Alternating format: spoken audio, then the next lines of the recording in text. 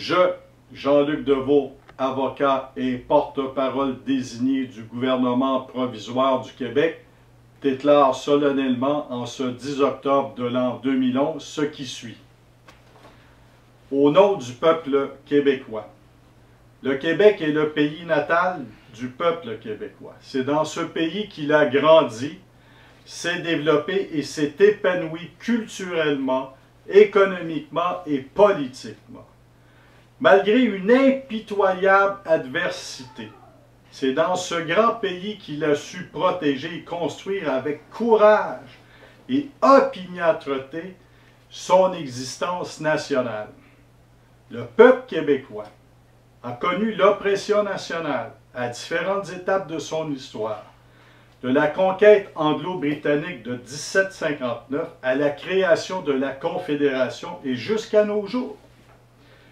Les représentants politiques du peuple québécois ont tenté plusieurs fois d'obtenir un État où lui serait reconnue son identité nationale et l'égalité avec les autres nations. Toutes ces tentatives légitimes ont échoué.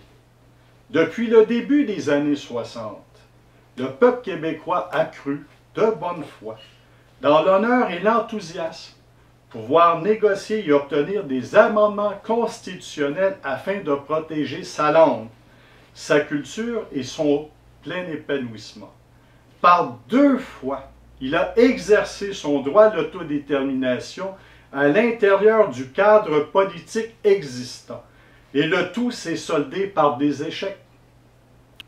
Aujourd'hui, le peuple québécois proclame devant la communauté internationale que malgré toutes les formes d'oppression nationale subies, l'exercice de sa souveraineté est incessible, imprescriptible, inaliénable et indivisible.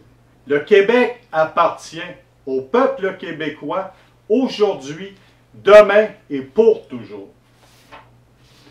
Le peuple québécois, comme tous les peuples du monde, est à la recherche du bonheur et de la prospérité pour les enfants, les femmes et les hommes qui le composent.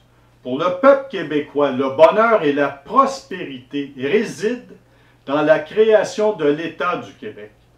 Le peuple québécois, par ses différentes expériences politiques et historiques vécues, est arrivé à un rendez-vous avec l'histoire. Puisque le peuple québécois est politiquement l'unique détenteur de sa souveraineté, le moment est venu pour lui d'utiliser son droit politique à l'autodétermination et à l'indépendance politique de son État du Québec. Le peuple québécois réaffirme avec force de conviction son droit incessible, imprescriptible, inaliénable et indivisible de créer en sol québécois l'État souverain du Québec. Comme devoir de civilisation, au nom du peuple québécois souverain, nous déclarons l'existence de l'État du Québec sur tout l'espace territorial, maritime et aérien du Québec, avec pour capitale politique la ville de Québec. L'État du Québec appliquera sur tout son territoire les plus hauts niveaux de démocratie, de droits et libertés, avec la mission de protéger son intégrité territoriale et de travailler à maintenir la paix dans le monde entre les nations. L'État du Québec reconnaîtra tout État qui le reconnaîtra, et ce, afin de développer des relations amicales avec les autres peuples épris de paix, de démocratie et de respect mutuel.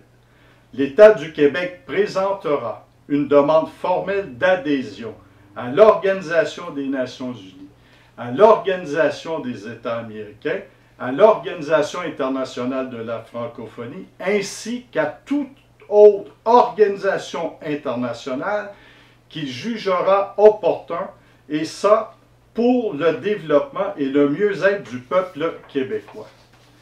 En tenant compte de ce qui précède, solennellement, au nom du peuple québécois, je signe en ce jour du 10 octobre de l'an 2011, la Déclaration unilatérale d'indépendance du Québec.